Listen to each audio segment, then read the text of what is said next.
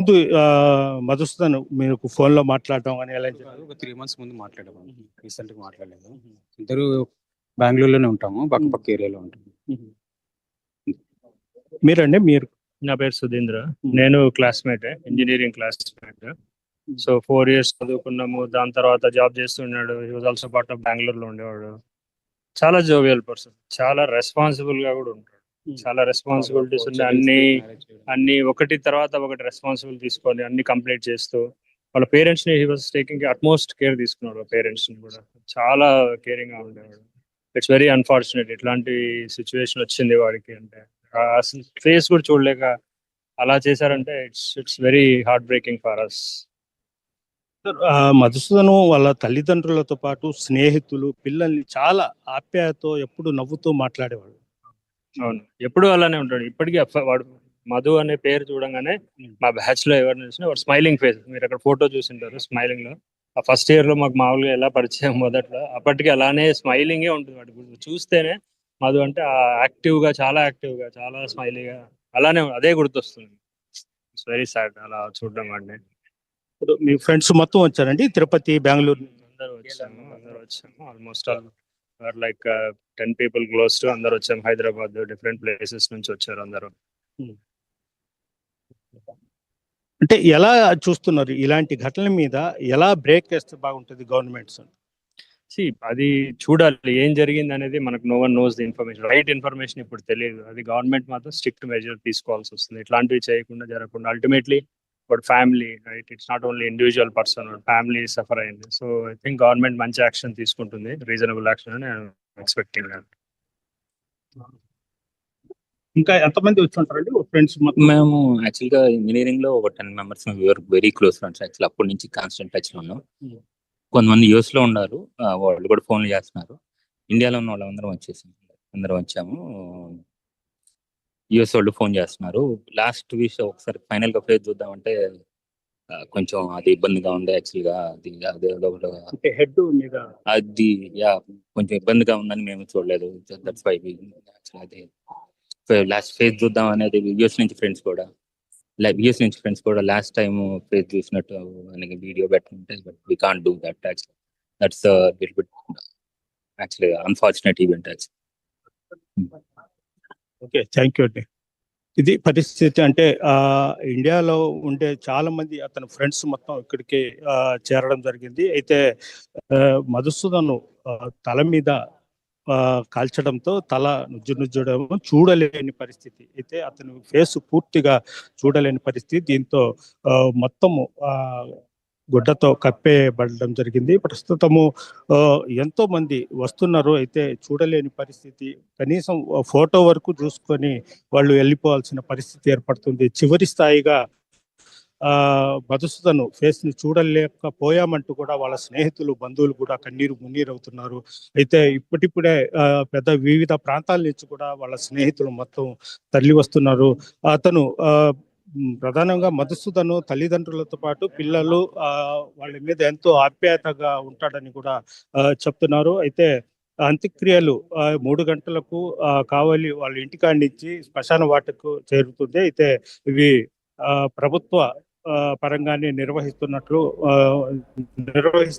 దీని మీద కలెక్టర్ కూడా కొద్దిసేపటి కింద రావడము, వాళ్ళ కుటుంబ సభ్యులతో కూడా ఇప్పటికి కూడా వాళ్ళ ఇంట్లోనే మాట్లాడుతున్నారు. సచిన్, రైట్ గ్యాస్. రోహిత్, ఉగ్రదాడిలో ప్రాణాలు కోల్పోయిన నెల్లూరు జిల్లా కావలిలో మధుసూదన్ ఆయన దేహాన్ని తీసుకొచ్చారు, ఆయన నివాసానికి తీసుకొచ్చారు. మధుసూదన్ ఇంటికి పవన్ కళ్యాణ్, ఆంధ్రప్రదేశ్ డిప్యూటీ సీఎం పవన్ కళ్యాణ్ రాబోతున్నారు. అక్కడ పవన్ కళ్యాణ్ రాబోతున్న నేపథ్యంలో హెలీప్యాడ్ని కూడా ఏర్పాటు చేస్తున్నారు.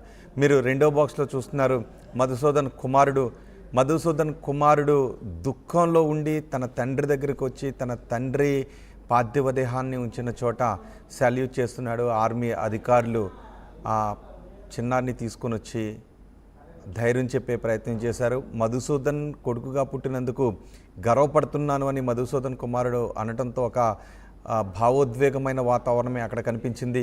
ఎందుకంటే దేశ ప్రజల ధైర్యంపై దెబ్బ కొట్టాలి అని ఉగ్రవాదులు పన్నాగం పన్నారు. 26 మంది ప్రాణాలు తీశారు. కానీ ఆ చిన్నాడి ధైర్యాన్ని కూడా ఉగ్రవాదులు చెక్కు చెదరలేకపోయారు. తండ్రి మరణించాడనే దుఃఖంలోనూ ఆ తండ్రికి కొడుకుగా పుట్టాను అని ధైర్యంగా ఫీల్ అవుతున్నాను అని ఆ పిల్లాడు అనడం, ఇది ఉగ్రవాదులు సిగ్గుతో తలదించుకోవాలి, ఉగ్రవాదులు సిగ్గుతో చచ్చిపోవాలి. ఈ క్షణం ఉగ్రవాదులు చనిపోయినట్టే. చిన్న పిల్లాడి ధైర్యాన్ని కూడా సడలించలేకపోయారు. ఇక భారతదేశ ప్రజల ధైర్యాన్ని మీరేం చెదరగొట్టగలుగుతారు అని దేశం ఈరోజు ప్రశ్నిస్తోంది. ఒకసారి అక్కడ ఏం జరుగుతుందో చూద్దాం.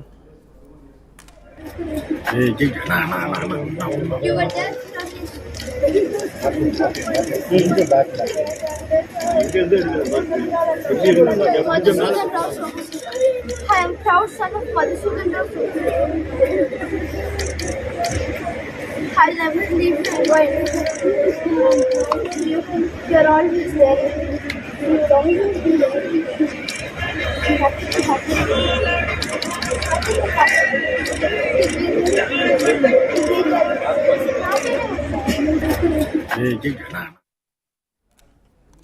ఆ భావోద్వేగ క్షణాలను చూస్తే మీకేమనిపిస్తోంది? మీ అభిప్రాయాన్ని కమెంట్ బాక్స్లో తెలియచేయండి. మధుసూదన్ కొడుకుగా నేను గర్వపడుతున్నాను అని తండ్రిని కోల్పోయి దుఃఖంలో ఉన్న కుమారుడు అంటూ ఉన్నాడు. ఆ మాటలు ఎవరికో తెలుసా? అతని తండ్రి, ఆ పిల్లాడి తండ్రి గుండెల్లో తోటాలు దింపిన ఆ ఉగ్రవాదులు సిగ్గుతో చచ్చిపోవటానికి, ఆ ఉగ్రవాదులను పురుగులిపిన పక్క దేశం వాళ్ళు సిగ్గుతో చచ్చిపోవటానికి ఈ మాటలు చాలు. దేశం చాలా ధైర్యంగా ఉంది అని చెప్పడానికి ఆ చిన్న పిల్లాడి మాటలు చాలు. 26 మందిని ఉగ్రవాదులు పొట్టన పెట్టుకున్న చిన్న పిల్లాడి ధైర్యాన్ని కూడా సడలించలేకపోయారు. తండ్రిని కోల్పోయి పుట్టెడు దుఃఖంలో ఉన్న ఆ చిన్నారి ఆ తండ్రికి కొడుగ్గా పుట్టినందుకు గర్వపడుతున్నాను అని అన్నాడు అంటే ఉగ్రవాదుల తోటాలు దేశ ప్రజల ధైర్యాన్ని తీయలేవు. కొంతమంది మనుషులను చంపొచ్చు కానీ దేశ ప్రజల ధైర్యాన్ని మాత్రం మీరు చంపలేరు అనే ఒక మెసేజ్ని ఆ పిల్లాడు తోటా కంటే పదునైన తోటాని ఉగ్రవాదులను వారిని పంపించిన దేశానికి ఈ మాటలు బాంబుల్లానే పనిచేస్తాయి. 28 మంది ఈ దాడిలో చనిపోయారు. ఈ దాడికి పాల్పడ్డ వారిపై ఇంతకింత ప్రతీకారాన్ని తీర్చుకుంటాము. ప్రపంచ దేశాల ముందు ఈ దాడికి పురుగులిపిన వాళ్ళని దోషులుగా నిలబెడతామని కేంద్ర ప్రభుత్వం అంటోంది. ఈ దాడికి పాల్పడిన వారిని, ఈ దాడికి పురుగులిపిన వారిని, ఆ ఉగ్రవాదులను ఏం చేయాలని మీరు అనుకుంటున్నారు? దేశ ప్రజల ధైర్యం గురించి ఈ క్షణం మీరేం చెప్తారు? కావలిలో ఆ భావోద్వేగ క్షణాలను చూస్తే మీకేమనిపిస్తుందో మీ అభిప్రాయాన్ని కమెంట్ బాక్స్లో తెలియచేయండి.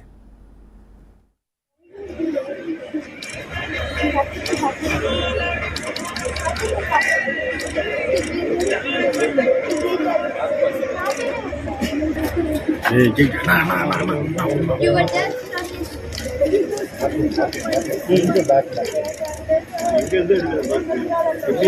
Madhusudan Rao. I am proud son of Madhusudan Rao. I never leave my wife. You are always there. You will always be there.